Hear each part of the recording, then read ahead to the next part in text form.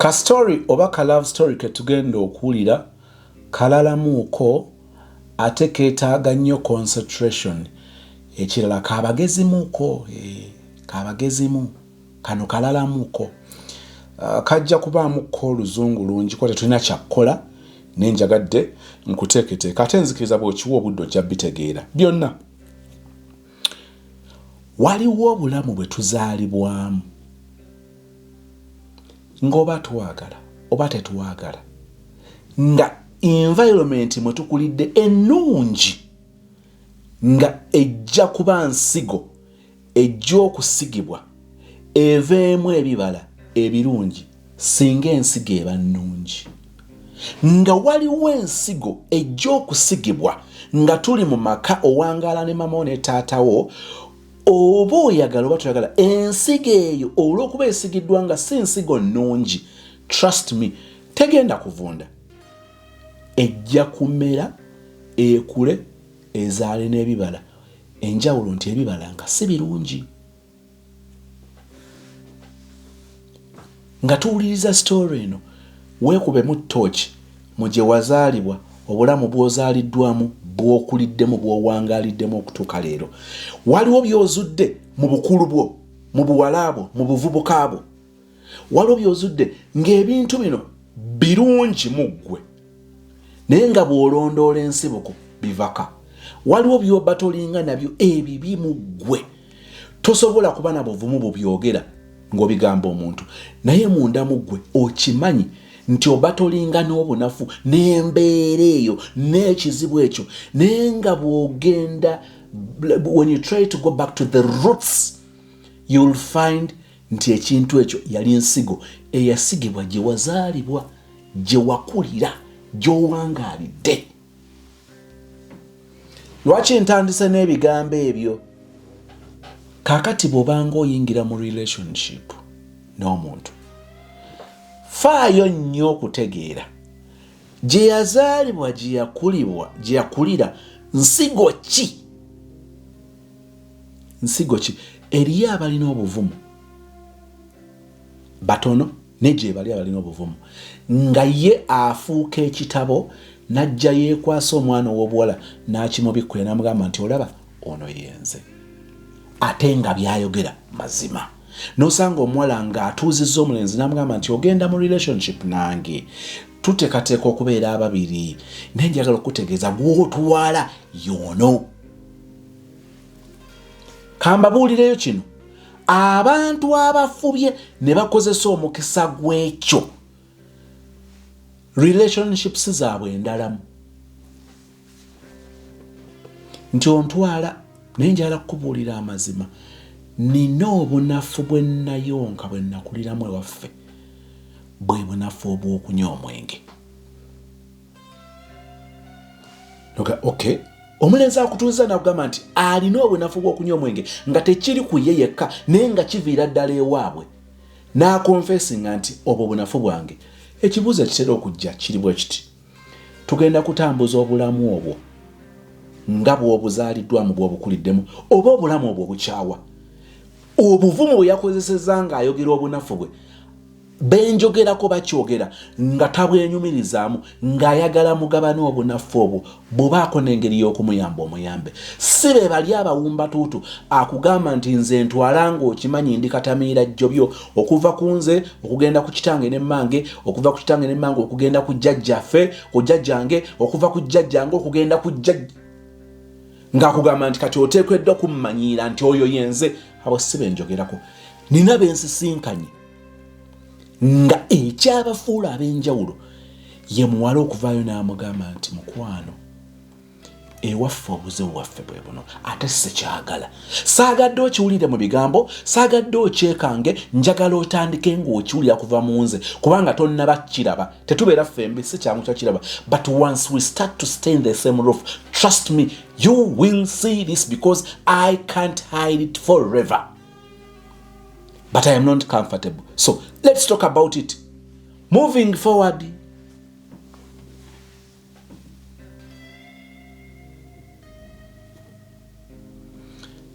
Kastori kano kalalamu. Naye kambabuulire, bino byebimu ku bizibu by'abangi mu relationships zaffe nga tulwanagana n'abantu ne tulowooza nti olwana n'essozi ng'oteekeddwa okuba n'amaanyi agasinziira olwanagane n'essozi olwanagane ne nnyina amuzaala olwo ogenda kulwanagana n'essozi Moses ogende ku maama Lydia Nanyonga ogatteko ne Sewava Gideon ogende ne ku Jjajja Kamacha kugamba kubanga ebyo bye nnina kunze by'olwanagana nabyo si byakaakati bijja ne bikubanga kumpi oyagala bisanga mu DNA.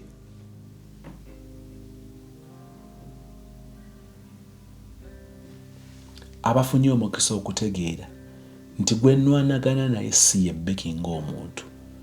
Kino bwe mba nnwanagana nakyo ngenda kukisiguukulula kubanga Becky bikoola. Ebikoola bitudde ku katabi. Akatabi katudde ku ttabi. Ettabi litudde ku nduli. Enduli etudde ku mirandira. Emirandira gitudde mu ttaka. Abayingidde relationship nga bafunye omukisa ogw'okutegeera kino. Relationships zaabwe tezigalangatana mu ngeri y'emu ne relationships endala. Kale obufumbo ne buba bwandifudde buno bufa eri mu maaso ddala naye nga n'omukisa gw'okubeerawo guba munene. Lwaki?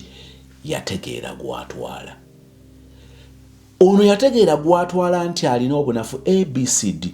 Ne gwe batwala yategeera yatwalibwa kkiriza nti alina obunafu ABCD. Kale bwe banaaba boogera ku bunafu ono ajja bwogerako mu ngeri nnungi si mu ngeri mbi all the time. Komanyi kati gwe pia njagala nkikuteekemu ontegeere nga bwe njagala ontegeere. Ne katutandike ka story kano. Dembelio Properties and Associates bakutegeeza ku promotion eya estate yaffe eri Emityana. Tulina estate y'Emityana, tulina estate y'Ekiwawu. Estate y'Ekiwawu kilomita ziri bbiri okuva ku chorus okutuuka ku estate kwennyini nga ploti zino zaava ku milioni 15 ne zidda ku milioni 10 ez'ensimbi za Uganda, 5 ku 10 nga kuliko ekyapa. Kikola December ono yekka waggwerako ng'okisiibula. Estate y'Emityana ziri kilometers 4 zokka okuva Emityana mu town okutuuka ku estate, 5 ku 10 ng'eriko ekyapa ya milioni 7 ku screen. Yogerezeganya ne baddafu aba Dembelio Properties and Associates ng'oyogera ne Madam Nancha Beatrice akubulira ebisinga ku estate eno. Trust me, omwaka gwenda kuggwako ng'oli musanyufu kubanga Katonda ajja kuba atuukiriza ekirooto kyo mu ngeri ey'ekyamagero. Obadde onoonya milioni 15 kakati ofune ettaka Ekiwawu ku milioni 10 ate 5 ku 10 ate nga yakyapa. Obadde onoonya milioni 15 ofuna omukisa ogenda funa ploti ku milioni 7 5 ku 10 ng'eriko ekyapa, kilomita 4 okuva Emityana mu town. Wow! Kangutwale mu kastori nkiddamu kalalamu.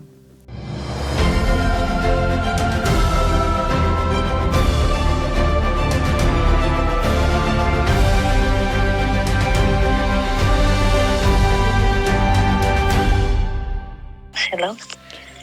Sister. Ganji mwami sozi.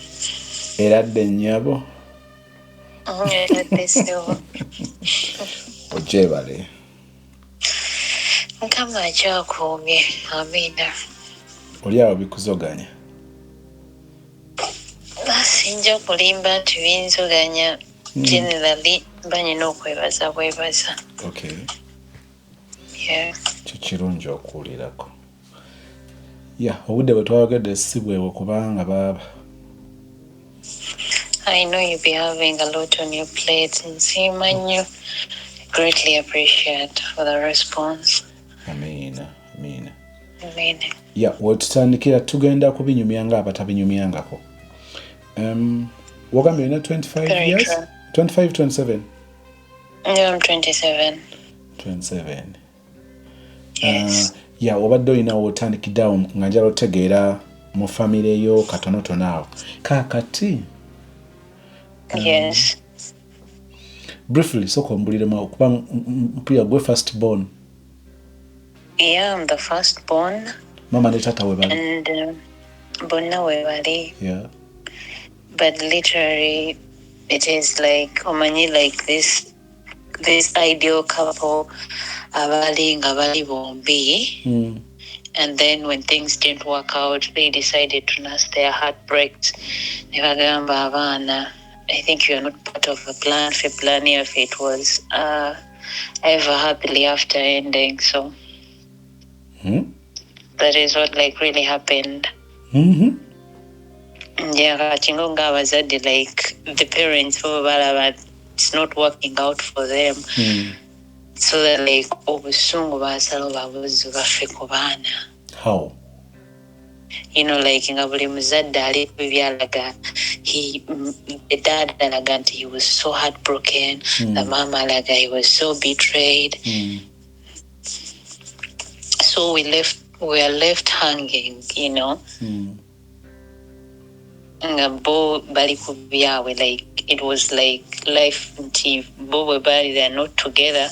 The kids, you can find your way out of for them kale, sorry to say, nze ku ndaba yange it looked like ekintu kyabwe okubeera nga bo they are happy nga bali bombi. So abaana, that's what I say, nze njogera kuli mu kinayitamu. Kubanga when we would go to the side of the mom, she would be like chitamwe, you know, the side of the dad nyamwe, you know.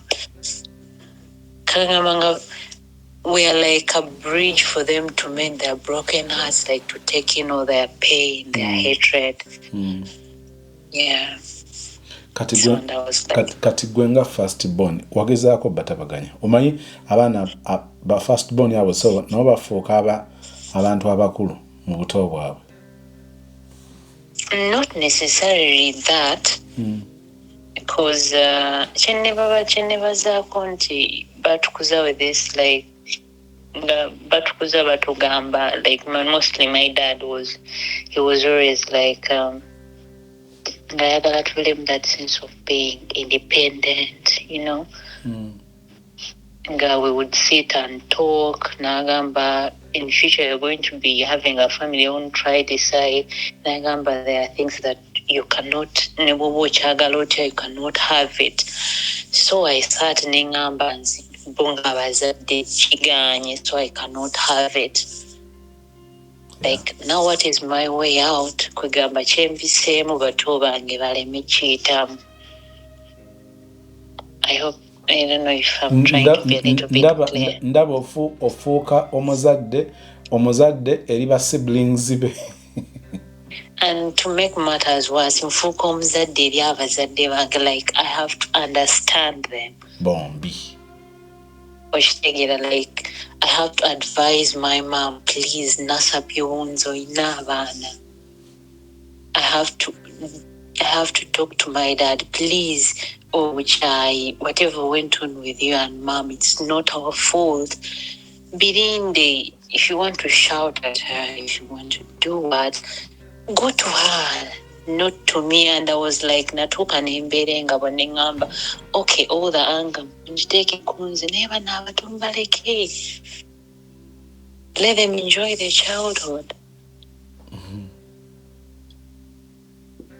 So that has been me, and sorry to say, even when I call them Mbagamba, still Banyabonкuyambit, I tell them I don't have parents. Obagamba otya? Yeah. Sebo Banyabo, how can I help you? Tuli bakulu n'abakulu ng'ogamba ebyo ng'obigamba ani? I'm telling my parents literally, because I'm the one. Mommy says it don't say car. Like, do you know, like I have to call my mom and remind her, did you check on your daughter or your son? Hey? Yes. Bewasa batonyo?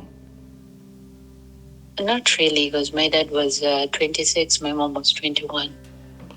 Then what do you think is the problem? Omanyi ebyo mbyesibako wano wetuzaalidde wetukulidde. Yeah, I know, because bitufuula ekirala eno mu maaso.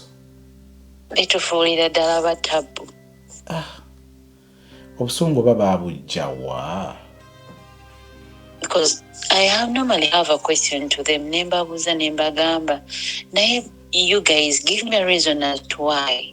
sisobola kugamba nti ndi nfuuzi mumpe ensonga lwaki. I cannot sit down and say I'm an orphan. Oba like nembabuuza like I just talk to my mom nemubuuza like nempe ensonga. I even because I was like I take time, I load data for her credit nemugamba let's talk nandi mani mugamba like because mostly weekends better off nemugamba nkubira ku weekend twogere. She goes, I have to call again. We were supposed to talk what happened. And she has to explain. I don't money nafunye ebimpugula nabadde busy omutwe gwawunze binakwerabidde. And I'm like, really? Have you ever been there and olowooza nti nyina abaana nzifine it's okay. Like, since the year began, have you ever called your daughter Nomboza? Because my sister, she just like started working. She's just like, she did a course. Have you ever been there and you're like, omwana wange asuza atya, like, did she eat something? Like for the full year, have you even ever sent 50K to your daughter? Full year, 5K. 15,000. Has it ever crossed your mind? And she's like, Mukama jagabirira, Mukama jatterera manyi bali bulungi because they know I took the responsibility never kwegamba they. And I feel like, okay, fine, as a siganyanze, I don't need anything from you guys finally. Kubanga sina kyembagaza naye sagala obukyayi bwe nnina ate what I've been through ate bato bange kibaba like they are battling with, you know. Kati ebyo ng'omwana ow'obuwala birina engeri gye bikuaffectinzemu nga tetonna bagenda ku bino bya relationship. Seriously, it has affected me a lot, really. Really a lot, because the chanyambako like in between like when I didn't understand because 2013 my form 4 and I was like in between volunteering in organizations, so I got a chance to interact with people and they're like, your son, you're confined in yourself, chi. And I was like, So like they used to give this general therapy to people and I'm like, when I evaluate myself and I'm like, I'm not safe at all. Something is wrong with me. So far, with my experience, nsaba relating in chino. Yes. I don't know if it's true on your side. Nina kyengenze nzula nti omwana ono azaaliddwa waka kanjogere ku muwala kubanga oli muwala. Omwana w'obuwala akulidde mu mbeera eyo atuuka ekiseera nga mwangu wa kulowooza nti oba oli awo kati okufuna boyfriend ne bw'aba olumu nga tali ready ng'akyali muwala muto. Yes. Nalowooza nti okufuna boyfriend gy'anaafunako emirembe, gy'anaafuna mukwano gwasobola okugaana ne bakkaanya. Unfortunately, it did close my mind because, like, my first boyfriend, I had him when I was 24. Chichi, walina busungu nawe? No, I was like, because I was told you, like, way back from primary, I wanted to young talk. So secondary, the depression hit me straight talk, and I felt like can't be vehicle. Like, you know, like I'm trying to hide and get an idea. You're hiding of now and also nga where you can hide, you know, you get that character to hide in, to run away from the reality. Ndenga chochangu. It is not easy, but I've been doing it not until when I was 22 and I was like, I can't keep running from the reality. I have to step out of the character. Boyogera ku reality. Oyogera ekyokubeera omwana ate omuzadde at the same time? Yes. I was like, let me be a parent to my kid, to my siblings. I have a brother and a sister. And I was like, come home, and I let go of being a daughter. I let go of being a child. nengamba kambira omuzadde atabaddeewo kitegeera. And I'm like, please, bw'oba oyagala vuma nze ono muleke tumukwatako, it is okay, I'm here. Shoot all the arrows, shoot all the bullets. So I killed that inner child. I've never been that girl that goes out there. No, I want to be a girl. Okujjako okwagala okuhidinga. Can you run away from that reality? Okay, it was like I did run away from it, but and I needed to be a child. Yes. I killed that child. I killed that little girl. Because me schooling, I've never had a high school boyfriend, and I'm like, what did it feel like? Because when we went to Yendos, and I'm like, I never experienced that. Because I was growing up, and I'm like, I'm not a young girl. Ndi mukazi, ndi mama, nyina abana. That was the character I built. And I shattered that little girl because you cannot see me as a girl or like a lady. I take myself as a mother. Because even the first boyfriend, when I chetwatwawukanya nti era yali anvuma ngamba yekati gwe olinga mange kati. What is it? Like those insecurities you're balina kugamba nti kati I'm imagining your relationship nga character yo already ekyakuwangudde obeere mu relationship. Yes, olumuntu like I always say nti relationship zitawaanya abawala n'abalenzi. So in the first place I'm just imagining bw'oleetinga omuntu naddala nga takutegedde. Yeah. So I won't say actually I greatly contributed to the downfall of my first relationship because I was being the man, being the head. Chicho otegeeza okubeera omusajja oba okubeera head mu relationship n'omulenzi. Because I dated a guy ngandaba alinga mwana just because I'm having this instincts of always directing to collect, like I'm always preventing. I'm always like I want to be head heels up over something. And then he was like, I think you're more than enough. Why do you even need a man? You know. Watulako n'owulira nga ekizibu kino, I'm not just putting the blame on you, era olumu bwe tuba tunoonya ekizibu tusobola okwebuuza wa gye kiva. Do you at a certain point sat down n'ogamba nti kino ekyokubanga mba ncontrolling omusajja mu relationship tekiva ku eno gyenva bino byenkuliddemu? It did, and at a certain point I was like, I won't date because guys of my age, I always call them boys, and those when I know it's too low for me. Sorry to say.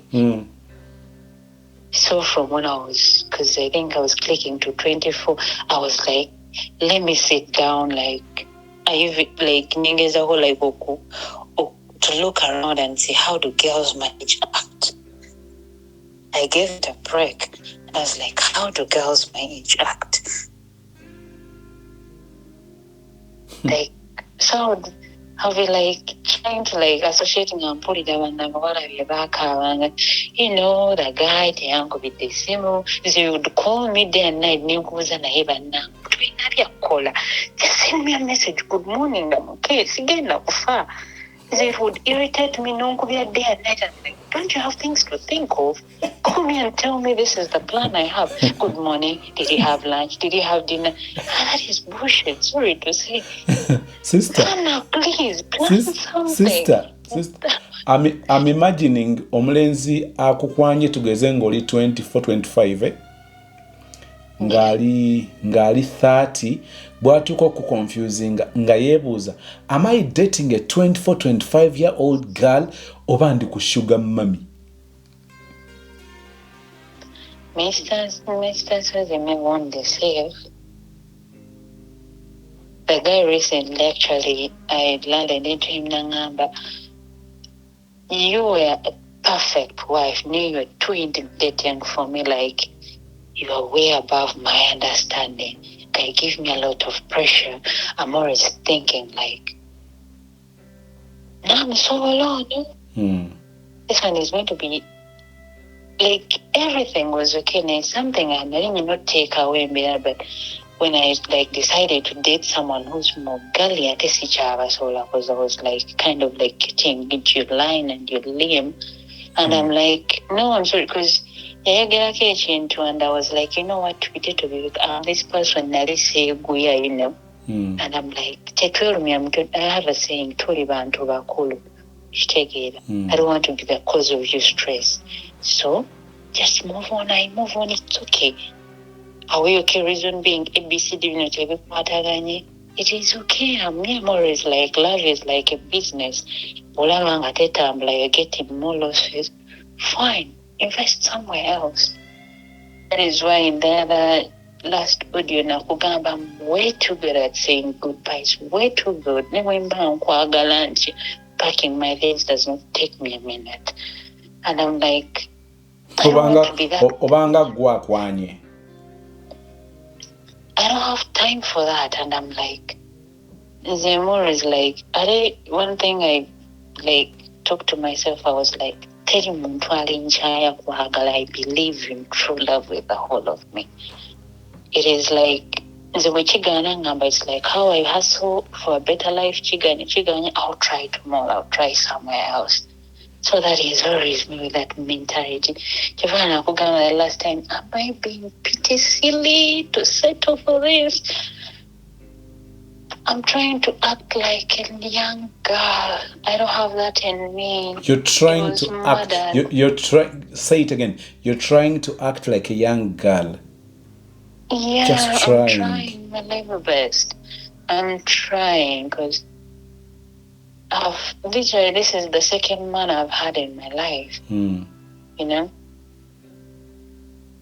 most these good friends of mine, they were like, if we didn't know it, Joe kwagala bakazi bano, because would be like, how can a girl at your age, the way you look, you don't have a man or something? Most of them were like, because most of my friends were males, and they're always like, maybe you have someone you hide. But I was like, no, dude, I don't need a man. For what? Right now I'm hustling for my kids. I think I'm getting more stress. How are my kids going to survive? I hear how my kids. That is how I call them. It is something that has even maybe stopped me from settling, because I'm always like, how are they going to survive? Because I'm the nze mama, nze tata, nze jajja. Neka kansoke mbuzo ekibuzo sister. Manje. Mami akola.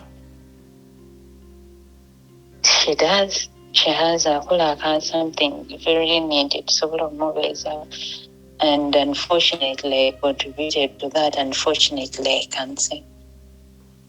Papa? I don't know his whereabouts. Since when? I tried looking for him. I got into contact with him last year. But the only first thing he came when he heard that I kind of work abroad was like, he wants me to settle him down. And I'm like, dude. Sorry? And when he had like, I was here in Dubai.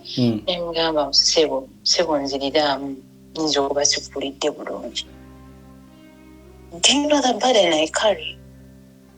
Do you know what it means taking people to school?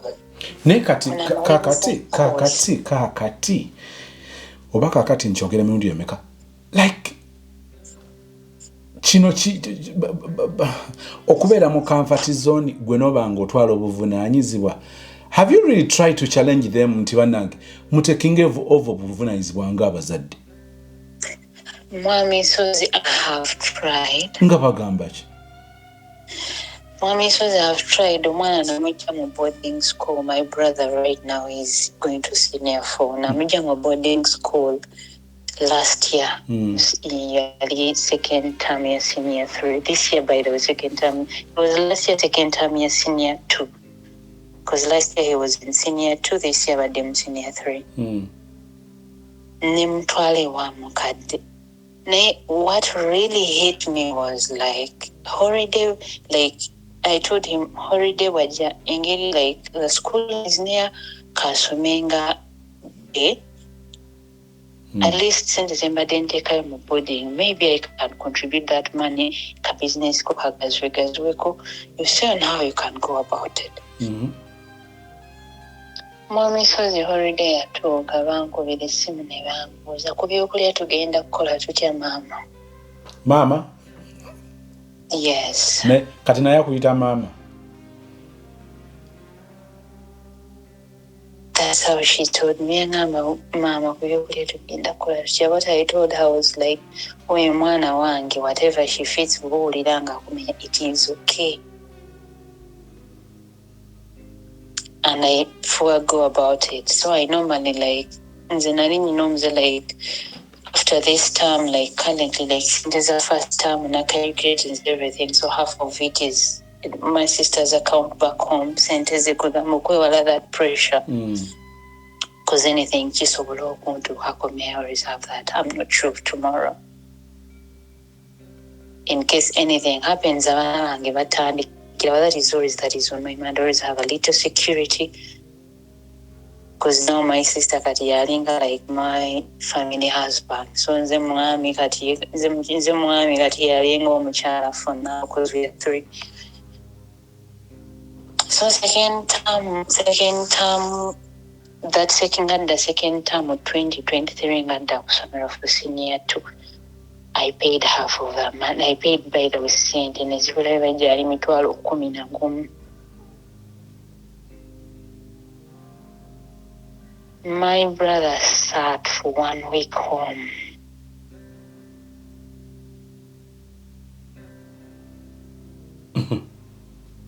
He sat 1 week home, and I had told my mom, at least take a sente. It looks like I'm not talking and what is really going on.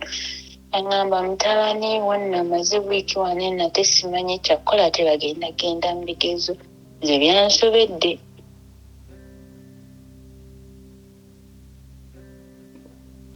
Mommy are renting. Yes, she does.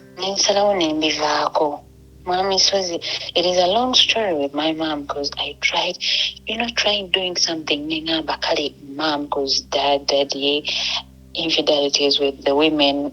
There are some I knew, there are some I met. So I was like, maybe a child, it was with my dad's infidelities, it is okay.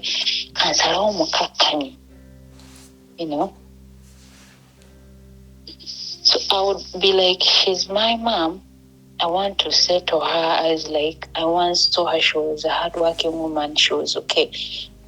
I gave her all the money and everything.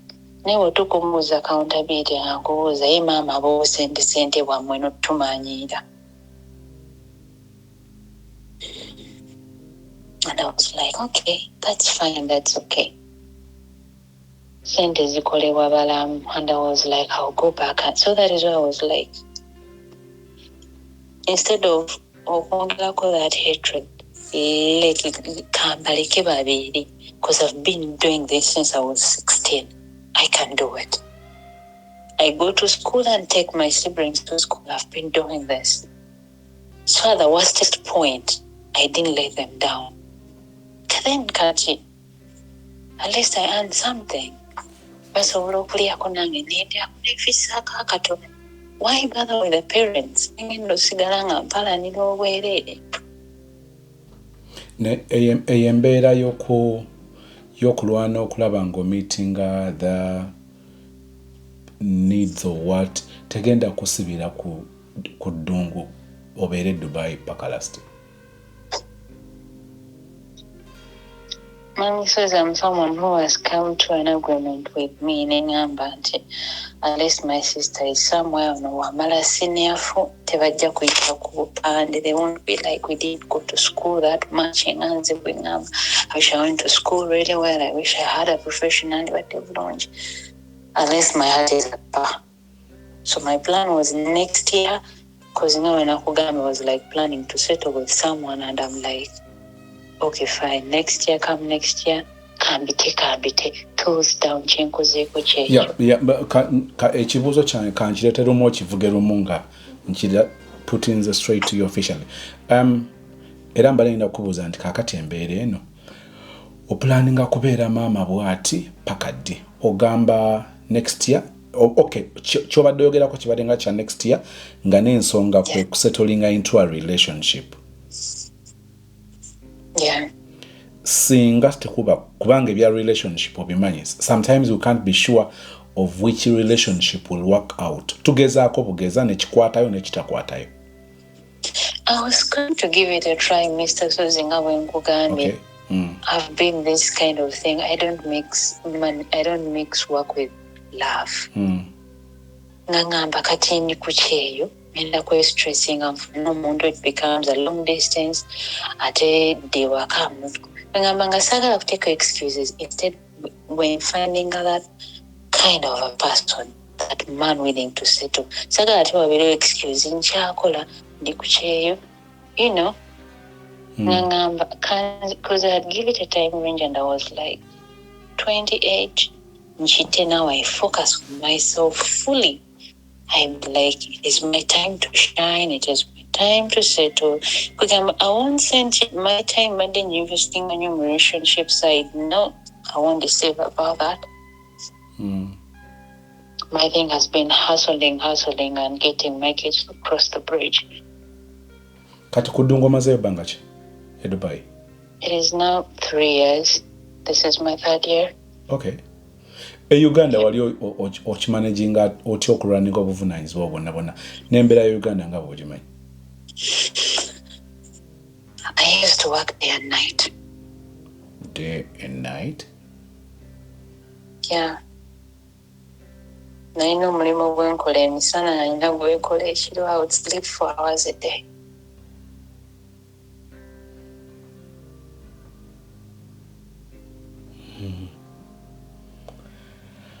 Okay. That was me. I was a workaholic. Era workaholic nkola kitono nga workaholic yennyini. Yeah, I was a workaholic because nze natuuka ku kyeyo nga ndabira ddala. At least I have hours to think and hours to be to myself. Me lived in the neighborhood nga simanyi ba neighbor, only know the landlord, maybe already nga sister wange nzenga. In Uganda? Yeah, in Uganda. Okay, kati take me through ono mutabani wa Farao ayingira wati? So mutabani wa Farao is someone I actually met in 2015. But you know, when Gamba, there are things I was not going, so it was like, they are updating it by that time, named Gamba, not that really. So he became my friend. Then we, like, you know, that once in a while friend, hi, hello, waxing on Facebook, hi, hello. Because I'm someone who has been with my number from 2011. Body on up, popping and asking a message, you're doing good, I'm okay, I'm fine, like that. So when I come here, like, I bump into him, it's like, oh, Maricha, like someone you know. Hey, hello, how are you? I'm good, and you? So, like, we get into that time together. So, Dubai? Yeah. We find ourselves in Dubai, both of us, and I actually, neighbor Wanginga, just the next room. So we start talking, Nangamba njagala se Nkamba, good luck with that. So last year in October, so it's like, why don't we date? Who says so? The guy. Okay. And I'm like, I tried to vibe those years, nayenga abiranga bibyo. I said I used to go He's, I'm sorry to say, but most of the guys used to call me the beautiful dead witch. The beautiful dead witch. Yes. That's silly. Yeah, that's why they used to call me. My good friends, they're like, you looking nice. So since like kind of growing Western, so Western binding or bonti, like amaaso gente gaba malungi naye tebagalya. So they used to be like saying mbu watusalanga amaaso gente. Olwokuba wali tolumikako. It was like they would bampangiranga abasajja, they would do everything. They would even get people to date me. Every day I'm like, what is wrong with much like I'm really sending that chick is you, babe. Temwagala, like, so that was me. Ngangamba, I don't want to bring my kids alone, someone else. I feel I'm toxic. I feel I have that bad energy, and I'm like, what am I going to give? I myself, I don't have love. What am I going to give? I don't want to take love away from someone. I cannot give it back.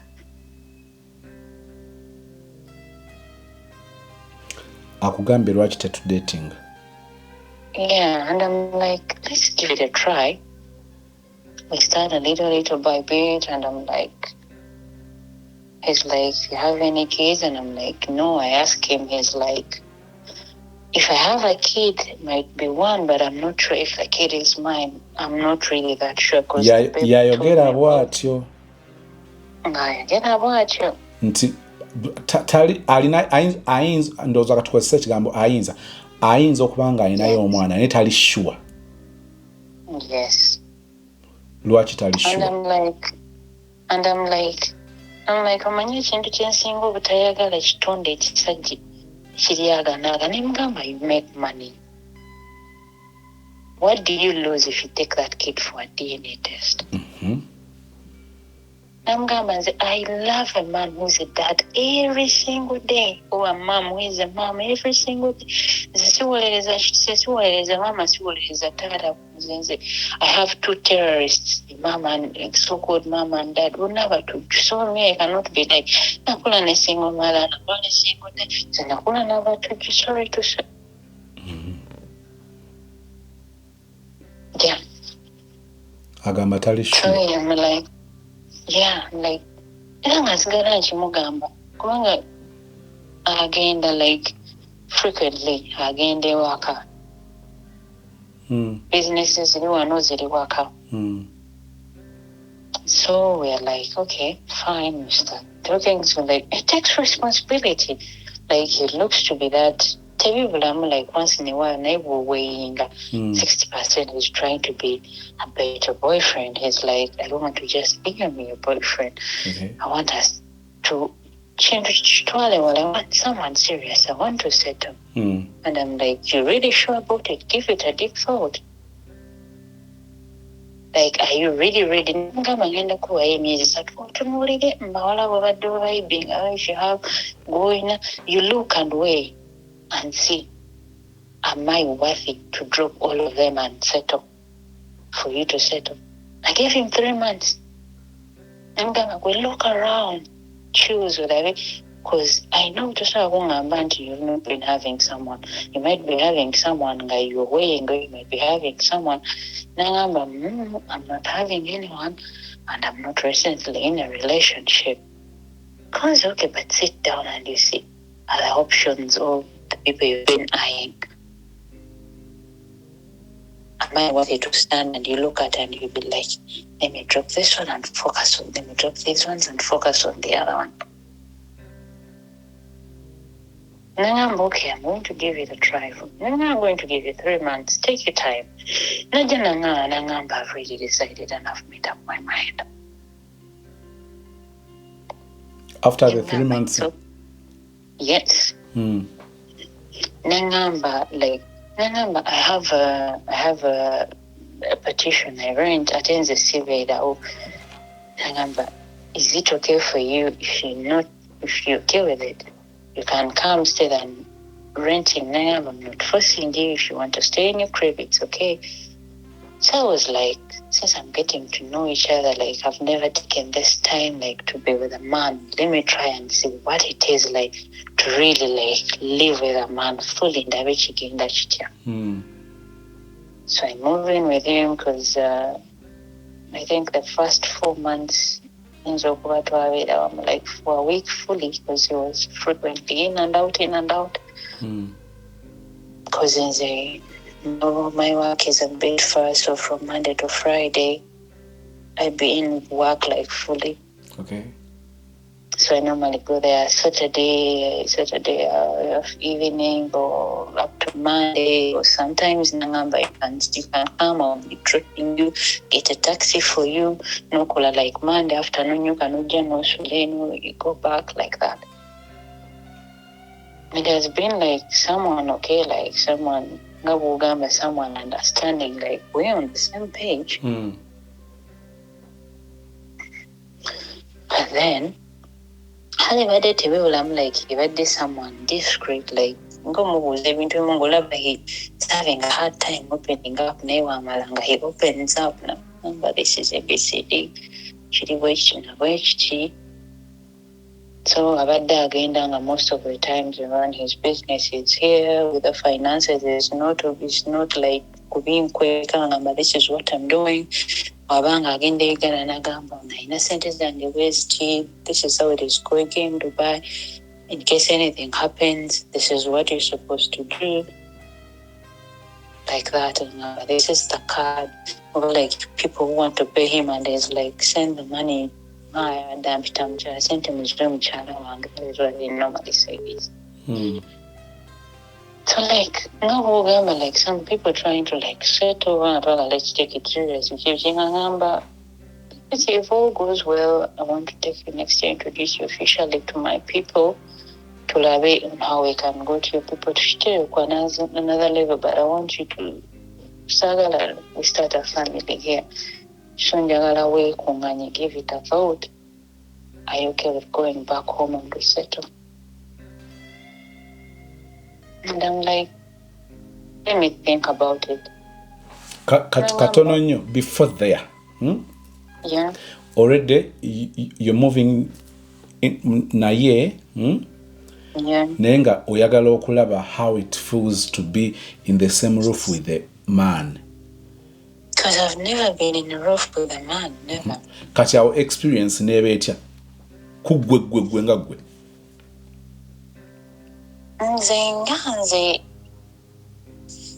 It's like one thing I've learned is that men want to have this ownership, this ownership, like protective. Yeah, and I'm like, yeah, he has to. wawulirako kuli okwagalwa ng'omuwala mu ka relationship ako? Yes, I've been feeling it. Wow. I've been loved, I've been spoiled. Yep. That even to the extent his friends be like, hey guy, he's someone weird. Then when he's with you, he's a different version. Like how you guys have known each other, he's a different version. Yeah, he's a man to you, ever since we got to see in the picture, is someone totally different. Around you, it's a different story. Around, because we have never like had him in Southern Timokazi, which like at first maybe I thought like friends, like friends in my head, friends to the guy. They always like want to prove the point that guy loves you. What? No, but with time, even the people interact with and like, you sure? This man really? Yeah, the mchala he talks about mchala because he was always like, they have to go shopping somewhere far out from Dubai. So he'd be with a friend who's like, mchala we say I have to call her and inform her. lona nkwesina ngamba mkyalo badde ofumbye ne mugamba afunukiriko kutunagamba bireke biveeko nange mbadde nkwe let's go eat something out like that, you know. Okay, at least ekyo mbale njala okulya version eyo bwogezaako okwagalibwa. Kati already olina kiri ekyokuba nti toyagaddwa mu buto, already otandise gwoina otandise oli ku giving end, not the receiving side.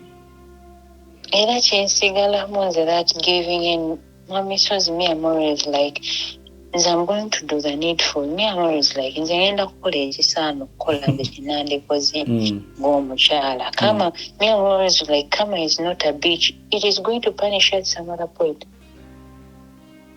Me, I'm going to do what I'm supposed to do. Nsigira ekifaananyi nga bwe kibadde okubanga omuntu ku akawunti yo ey'okwagalwa, yeah. It looks like ebadde tekuli nnyo sente. My account has been in negative infinity. Kakati bw'otuuka wano ng'oli n'omusajja mu byonna not the bedtime but wonna obadde otoola ku akawunti ki okuzaayo okwagala okwo kw'otaafuna? Mbadde ntoola ku akawunti ye naye nga nze munda munze nga saagala kubeera like that person ali ku receiving end most of the time. Era kibadde kimuluma nnyo nga gamba ye naye gwe tosobola kubeera ononsaba sente, and I was like, oh dude, kimugamba, oh dude, I'm a boss lady, I work, so if you look like I'm your kid and you want to spoil me, my dear. Just look at me and be like, oh, my babe needs to be spoiled, she needs some time. So kyamuzibuwalira like nemugamba kyolina okumanya, I've been an independent lady. Tosuubira me, I'll wake up one morning. Ko abadde andekera sente like nga bwazindekedde with all accountability. N'agamba tewaliddeko, ne mugamba gwe walese wakakiti kyotatadde mu accountability waleseeyo ki? You are supposed to be like, hey babe, sente bweziki, pick some amount of money. Oba n'agamba wowe nkwata sente n'enzikugiza oŋŋambe, you've kept money, take this amount. Wetole njagala kive ku musajja nga gwompadde, I'm going to feel like I'm a woman. Naye kusokolangamu sente, it feels like nkukakoba I'm robbing you. That is not. Era kyasooka tukyankalanya. Nagamba nze my love language si yakusaba, nze love language yakuwa, and him love language ye yamusaba. Love language ye yamusaba, love language yaki? Nze yange nze mpa bw'oba oyagala toyagala biriki. Awula totutama. Nze mbadde ntama mwami Sozi.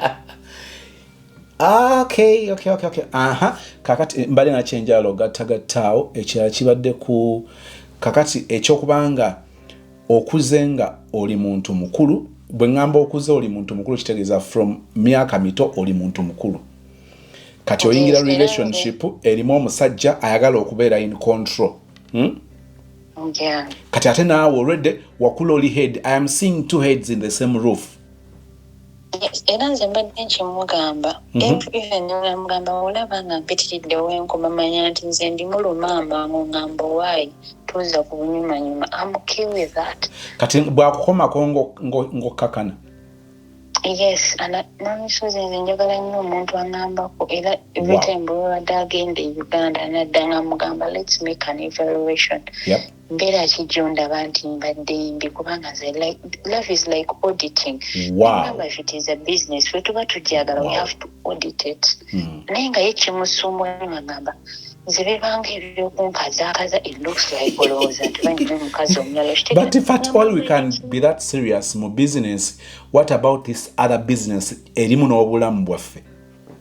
Nga mugamba we have a business here bw'ogenda ombuuza sente zatambudde zitya, how did things go right? Karen, why don't you want me to audit my damn fucking life? I value it. Namgamba, I did not keep myself just to settle for less or to have heartbreaks, stupid heartbreaks at my age. Nga ndi mukazi mukulu nekaddiidde nze ntera kigamba nze saagala mmere ankanyanya. I don't have that money to waste on anti-aging. Okay, kati afisa awo nfunye ekifaananyi then mutambudde biri tubivuddeko ebyokuba nti agamba nti alina omwana tali sure oba alina omwana naye waliwo omuntu ebintu byakugamba mu relationship like in the first week mugenda okugenda mu mwezi ogwokubiri nga ofuna updates ze statement gye yakola updates eziconfirminga kyeyayogera nti tali sure nga kyekyo kyokyalaba oba nga waliwo byolaba ebiri awo ebibuzaabuza. Ndi muntu atera okugamba omuntu nti waliwo statement omuntu gyayogera nga oteekwa ginoti nga somewhere buli kaseera okubanga ogichekingako oba ekula oba efa. Mami so zimbadde ngichekingako naye every time I bring about it nga he gets rough nga ngamba nze omwana simbaddeko kingamba nase nze sidiri nga na polythene bag parents. Anytime we began akaveera oyojja you will lose elasticity weebuza amagezi. I don't want to be that kind of woman is into comfort. I have kids behind there crying. Don't expect me to ever have peace with you. Yeah. Obantize when these are and now they'll ever have peace. They cannot. Those are kids. Whatever shit you had with their mothers or what. Or in a center, you can do a DNA test. I know it. You can do the DNA test. It will tug in the field when you okujjako katono nnyo okujjako okuba nti gwe wabanga okireese nga ggwe tewabangawo hints zonna maybe in his statements or people around him nga woyinza owulira that statement ng'erina version endala.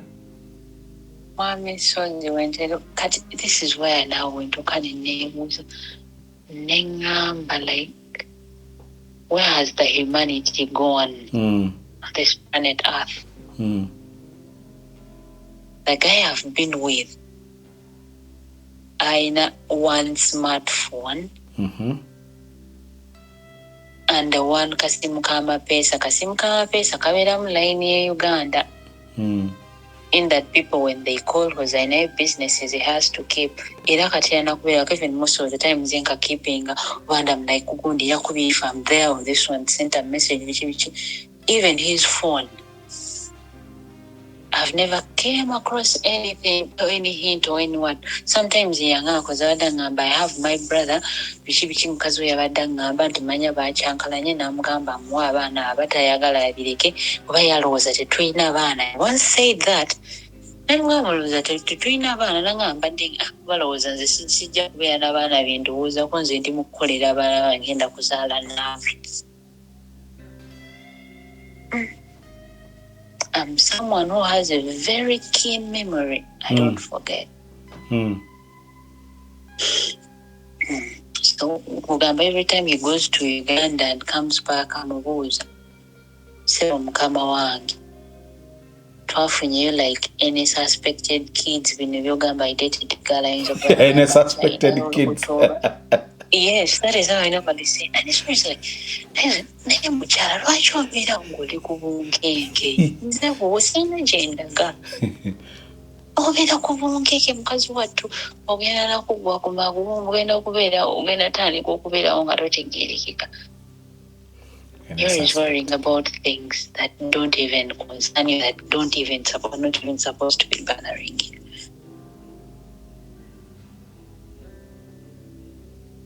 Nenge simu yo wali ogikebera waliwo kubanga olinda bupopinge wano ku screen.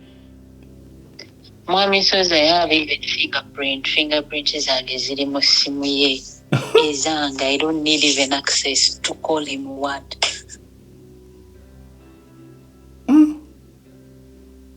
I have never seen anything slightest anything ogamba nti wichi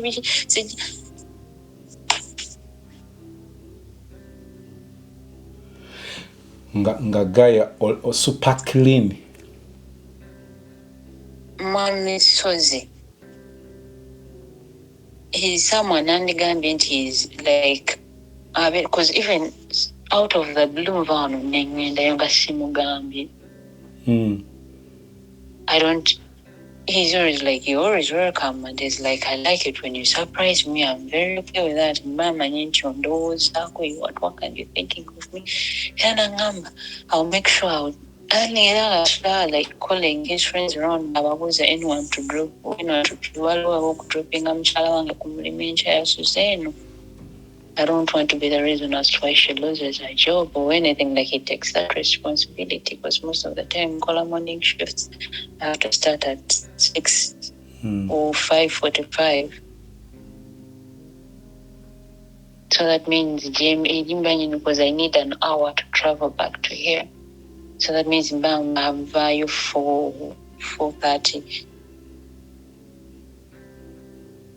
It takes that. It is not like sorry to say that or something.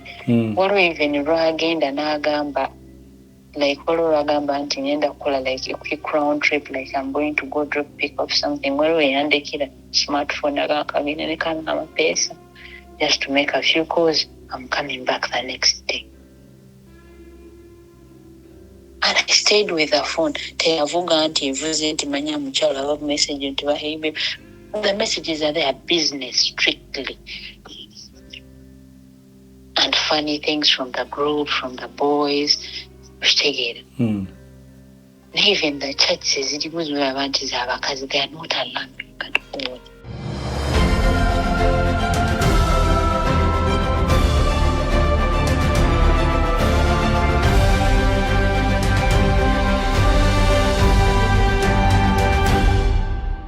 Omwagalwa, mu kitundu ekyokubiri tugenda kwebuuza ekibuuzo.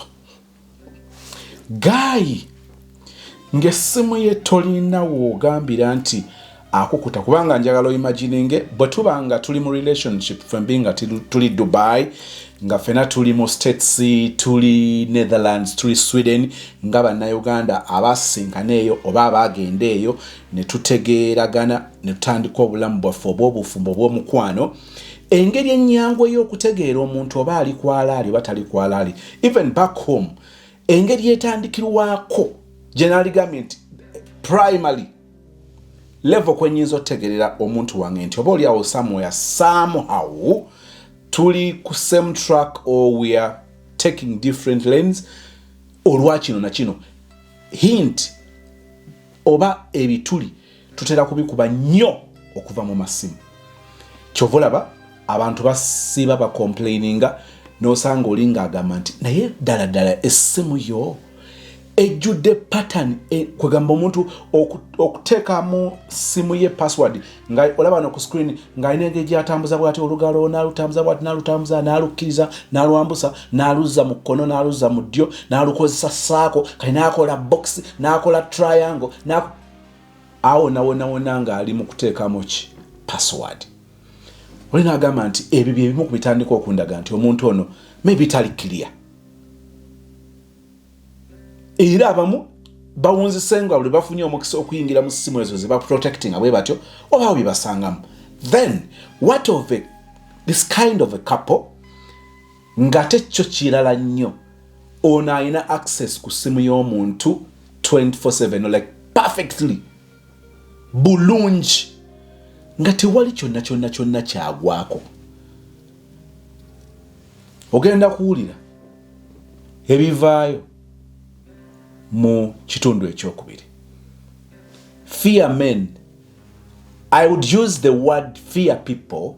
Fear human beings. Fear these creatures eziyitibwa omusajja n'omukazi, male and female. Naye ate olwokuba tuli mu kwogera ku kino nja kukozesa ekigambo kyekimu nga bw'okiraba, fear men. Nkiddemu fear men. Kati olwokuba omusajja akw'essimu gw'ogamba nti buli kimu kiriya. Olwokuba omusajja essimu ye evuga n'onagamba oyo mukwate akubye ekyayagala ng'ogamba okay, kati buli kimu nkimanyi. Essimu ye nze ngikwate, essimu amanyi n'ogireka awo ennaku 2 n'agenda n'eyange n'ogamba nti omusajja omutegedde. Tugenda kutegeera ebisingawo mu kitundu ekijja okubeera ekyokubiri. Nze Sozimo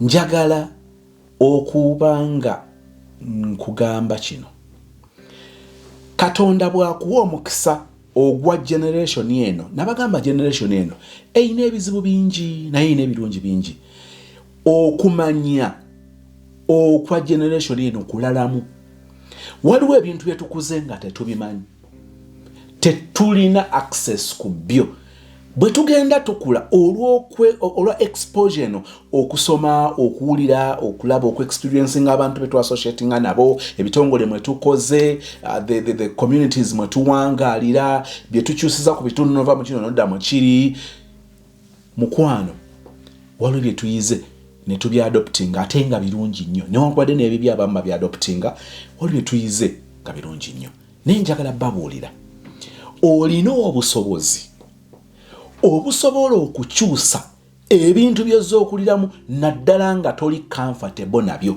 kubanga by'oli comfortable nabyo oyaayana buyaayaanyi kubitwala mu maaso obyongereyo wabiyigira ku sengaawo gwe wakula naye jjajjaawo ankowo brother wo oye naye yakwola abazadde bo ng'obiraba n'ogamba ekintu kino kibadde mu famire yaffe njagala okukiraba ne mu famire eyange mukama nga mpadde kisa negitandikawo nkiddamu olina obusobozi obukyawa obulamu bw'okuliddemu n'oyaayaana okubeera n'obulamu obulala naye ekitandikirwako kye kino kuba kusooka kukkiriza nja kuggusa ensonga eno nga tulina bye tumaliriza ne sisita nkiddamu ekitandikirwako kukkiriza nti waliwo obuzibu nabagamba nti okusolovinga obuzibu okutandikirwako ettundutundu ekkulu kwe kusooka okukkiriza nti waliwo obuzibu okutegeera obutegeezi nti waliwo obuzibu olwo oba otandise okusenvula